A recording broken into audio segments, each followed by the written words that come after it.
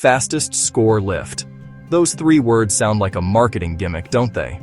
In a world filled with promises of quick fixes and financial silver bullets, it's natural to be skeptical. We're constantly bombarded with ads for credit repair services that charge hefty fees for uncertain results, or complex strategies that take years to bear fruit. But what if I told you there's a legitimate, powerful lever within your direct control, one that can influence your credit score faster than almost any other single action? This isn't some obscure loophole or a trick to fool the system. It's a fundamental principle of credit health that is often misunderstood or overlooked.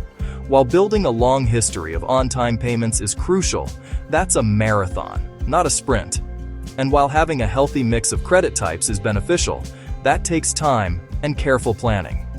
The lever we're talking about today is different. It's dynamic, it's responsive, and its impact can be seen not in years or months, but often in as little as 30 to 45 days. The most effective lever you can pull for a rapid score improvement is your credit utilization. So, what exactly is it? In the simplest terms, credit utilization is the percentage of your available revolving credit that you are currently using. Think of it like the fuel gauge on your car. Your total credit limit across all your credit cards is the full tank. The total balance you owe is how much fuel you've used. The utilization ratio is simply the percentage that tells lenders how much of your available fuel you're running on at any given moment. Let's break that down with a clear example. Imagine you have one credit card with a limit of $10,000. If you have a balance of $5,000 on that card, your utilization is 50%. Now, it gets a little more complex because scoring models look at two things: the utilization on each individual card and your overall utilization across all of your cards combined. For instance, if you have a second card with a $5,000 limit and a $1,000 balance, your total available credit is now $15,000 and your total balance is $6,000. Your overall utilization would be 40%. Both of these numbers, the individual and the aggregate, are critical. Why does this one metric carry so much weight? Because to a lender, it's a primary indicator of risk. In fact, under the amounts owed category, which accounts for a massive 30% of your FICO score, credit utilization is the single most important element. When your utilization is high, it signals to creditors that you might be over-reliant on borrowing to manage your finances. It can suggest financial stress or an inability to cover expenses with your income alone. Lenders see a person who has maxed out their credit cards as being closer to potential default than someone who uses their credit sparingly. Conversely, maintaining a low utilization ratio demonstrates that you are a responsible manager of debt. It shows you have access to credit but don't need to use all of it, which implies financial stability. This makes you a much more attractive borrower in the eyes of any potential lender, whether you're applying for a mortgage, a car loan, or even just a new credit card. Every major scoring model, from the various versions of FICO to VantageScore, scrutinizes this metric intensely. It's a universal language of credit risk. Now, here's the secret to its speed. Unlike your payment history, which is a long-term record, or the age of your credit accounts, which you can't change overnight, your utilization is a snapshot in time. Your credit card issuers typically report your balance to the credit bureaus once a month, usually on or around your statement closing date. This means the balance on that specific day is what gets baked into your credit score for the next month. It doesn't matter if you paid the balance in full the day after your statement closed or if you charged it all up the day before. The score only sees that one-day snapshot. This is what makes it so powerful. By strategically managing your balances before that reporting date, you can directly engineer the data that appears on your credit report. A high balance reported one month can be replaced by a low balance the very next, causing a potentially significant and immediate shift in your score. Understanding this cycle is the first, most crucial step toward taking control of your financial narrative. It's not about just paying your bills on time, it's about understanding and your actions are reported. In the following chapters, we'll dive deep into the specific strategies you can use to master this lever, turning this knowledge into a concrete action plan for a healthier credit profile. Let's demystify one of the most powerful levers you can pull to influence your credit score: credit utilization. It might sound like complex financial jargon, but at its core, it's just simple math that tells a big story about how you manage your credit. Think of it as a key indicator of your financial health, one that lenders watch very closely. It accounts for a significant portion of your credit score, around 30% in fact, making it the second most important factor right after your payment history. Mastering this single concept can unlock higher scores and better financial opportunities faster than almost any other strategy. So, what is it exactly? The formula is straightforward. It's your outstanding balance on a credit card divided by that card's total credit limit, then multiplied by 100 to get a percentage. This percentage is your credit utilization ratio, or QR. It's a snapshot of how much of your available credit you're currently using. Let's use a simple example to make it crystal clear. Imagine you have a credit card with a total limit of $5,000. This month, you've made purchases totaling $500, and that's your current balance. To find your utilization, you divide that $500 balance by the $5,000 limit, which gives you 0.10. Multiply that by 100, and you get 10%. Your credit utilization on that card is 10%. Now here's a critical detail. Credit scoring models don't just look at one number. They analyze your utilization in two important ways, on a per-card basis and on an overall basis. That means they calculate the ratio for each individual credit card you own. And they also calculate a total ratio by adding up all your balances and dividing by the sum of all your credit limits. Both of these numbers matter immensely to your score. You could have a low overall utilization, but if one card is maxed out, it can still act as an anchor, dragging your score down. To truly control your utilization, you need to understand the timing of credit reporting. This is where many people get tripped up.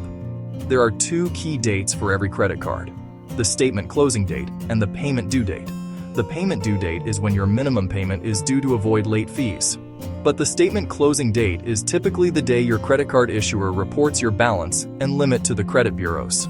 This means that even if you pay your balance in full every month by the due date, if you had a high balance on the statement closing date, that's the high utilization that gets reported and factored into your score for that month. This brings us to the first golden rule, the 30% rule. As a general guideline, you should always aim to keep your reported utilization on each card, and overall, under 30%. This is the bare minimum for maintaining a healthy score. Once your utilization climbs above 30%, you typically start to see a negative impact on your credit score. Lenders view higher utilization as a sign of financial stress. It suggests you might be overly reliant on credit to make ends meet.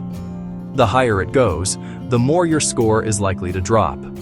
A ratio over 50% is a significant red flag, and maxing out a card, reaching 90 to 100% utilization, can cause a steep and immediate drop in your score. So, how do you keep your reported balance low, even if you use your card for everyday purchases? The answer is a strategy called a mid-cycle payment. Instead of waiting for your bill, you can make a payment a few days your statement closing date. By paying down the balance before your issuer reports it, you ensure that a much smaller number is sent to the credit bureaus. This simple action can make it look like you're using far less of your available credit than you actually are throughout the month. While staying under 30% is good, the second golden rule is for those aiming for excellence, the 10% rule. Keeping your utilization under 10% is considered optimal. Individuals with the highest credit scores, we're talking 800 and above, very commonly keep their reported utilization in the single digits. This signals to lenders that you use credit responsibly and have ample financial breathing room. Remember how scoring models look at each card individually? This is why. A single maxed-out card can seriously hurt your score, even if your total utilization across all cards looks low. For example, if you have one card with a $500 limit that has a $450 balance, that's 90% utilization. Even if your other cards with large limits are empty, that one high-ratio card can be enough to worry lenders and lower your score. Therefore, the ultimate goal is twofold. First, aim to keep your overall utilization below 30%, and ideally under 10%. Second, and just as importantly, Apply that same rule to every single one of your credit cards. By managing both your individual and overall ratios, you present the best possible picture to the credit bureaus. Mastering your credit utilization isn't just about chasing a high score for bragging rights. It has profound real-world consequences. A lower utilization leads to a higher score, which in turn qualifies you for lower interest rates on mortgages, auto loans, and future credit cards. This difference can save you thousands or even tens of thousands of dollars in interest payments over your lifetime. It's a foundational skill for building long-term wealth and financial freedom. Let's make it practical with a $1,000 limit card. Every dollar you charge moves your utilization. A reported $500 balance is 50% too high. Even if you pay in full later, the reported balance can drag your score temporarily. Keep reported balance at or under $300 as a minimum target. Acceptable, yes, but not optimal for scoring. Under $100, 10% sends the strongest positive signal. Pay before your statement closes so the reported balance stays low. That's how you get a fast, visible lift. More credit sounds smart because it lowers utilization, in theory. But too many applications in a short time can backfire. Every application triggers a hard inquiry, a small, temporary score dip. Several inquiries together look risky to lenders. Denials can pile on without removing the inquiries. Be strategic. Space new applications by 6 to 12 months. New accounts also lower your average age, which can lower scores. Keep your oldest accounts open and active. So, you've applied for a standard credit card, maybe even a few, only to be met with a rejection. It's a frustrating and common scenario, especially if you're just starting your credit journey, rebuilding after some financial missteps, or are new to the country's financial system. Without an established credit history, lenders see you as an unknown risk, and they're hesitant to extend a line of credit. But this isn't a dead end. In fact, it's the starting point of a powerful strategy to take control of your financial future. If you can't get approved for an unsecured card, it's time to use a secured card. Think of it not as a second-best option, but as a purpose-built tool designed specifically to build or rebuild your credit profile from the ground up, safely and effectively. So what exactly makes a credit card secured? The concept is simple and brilliant. It's all about the security deposit. When you open a secured card, you provide a refundable cash deposit to the card issuer. This isn't a fee you're paying them, it's collateral. It's your money, held in a special account, acting as a guarantee for the credit they extend to you. This deposit dramatically reduces the lender's risk. If, for some reason, you were to default on your payments, the bank could use your deposit to cover the outstanding balance. Because their risk is minimized, they are far more willing to approve applicants who might not qualify for traditional, unsecured cards. This deposit directly influences your credit limit. Usually, your credit limit equals your deposit. Deposits typically range from a minimum of $200 up to a few thousand. So if you deposit $500, you'll receive a secured credit card with a $500 credit limit. This is a crucial point. The deposit is refundable collateral. It is not a prepayment of your bill or a balance loaded onto a prepaid debit card. You will still receive a monthly statement, and you must pay your bill every month from your checking or savings account, just like with any other credit card. The deposit simply sits there, securing the account, until you've proven your creditworthiness over time. Once you have your card, you use it like any other credit card for everyday purchases. You can buy groceries, pay for gas, or shop online. The magic happens behind the scenes. Each month, your card issuer will report your payment activity and balance to the 3 major credit bureaus: Experian, Equifax, and TransUnion. This is the entire point of the exercise. By using the card responsibly, you are creating a new, positive data trail. You're demonstrating that you can manage credit, make payments on time, and keep your balances low. This positive information flows into your credit reports, and as it accumulates, it can cause your credit score to rise. Before you even apply, there's a critical piece of due diligence you must perform. Make sure the issuer reports to all 3 bureaus. Some less reputable secured card providers might only report to 1 or 2, or even none at all, which severely limits the benefit to you. A quick search on the issuer's website or a call to their customer service can confirm this. Getting a card that doesn't report is like running on a treadmill that isn't plugged in. You're putting in the effort, but you're not going anywhere. You need that activity reflected across the entire credit reporting ecosystem to build a robust and universally recognized credit history. Now let's talk strategy. With a secured card, your credit limit is likely to be low, which means you have to be extra mindful of your credit utilization ratio. This ratio is simply your statement balance divided by your credit limit, and it's a major factor in your credit score. For example, if you have a $300 limit and your statement closes with a $150 balance, your utilization is 50%, which is very high. High utilization signals to lenders that you might be financially strained.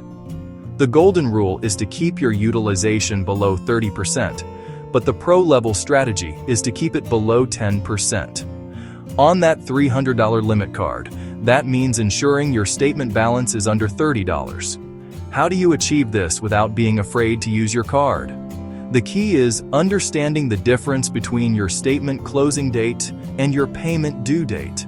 The balance that gets reported to the credit bureaus is the one on your statement closing date, so you can make a larger purchase, say $100, early in the month, but then make a payment the statement closes to bring the balance down to that sub 10% target. Then, you pay off that small remaining balance by the payment due date. This strategy allows you to use the card's convenience while ensuring the number that gets reported is optimally low. Make small purchases and pay on time, every time. Consistency is your greatest ally. It's also vital to choose your secured card wisely. The market is filled with options, and not all are created equal. Your goal is to build credit, not to enrich a predatory lender. Choose low-fee cards that report to all three bureaus. Look for cards with no annual fee or a very low one. Scrutinize the terms and conditions for any hidden charges, like application fees, processing fees, or monthly maintenance fees. These junk charges can eat away at your funds and provide no value. There are many reputable banks and credit unions that offer excellent, low-cost secured cards designed for credit building. A little research up front will save you a lot of money and headaches down the road. So, what's the end game? Are you stuck with a secured card forever?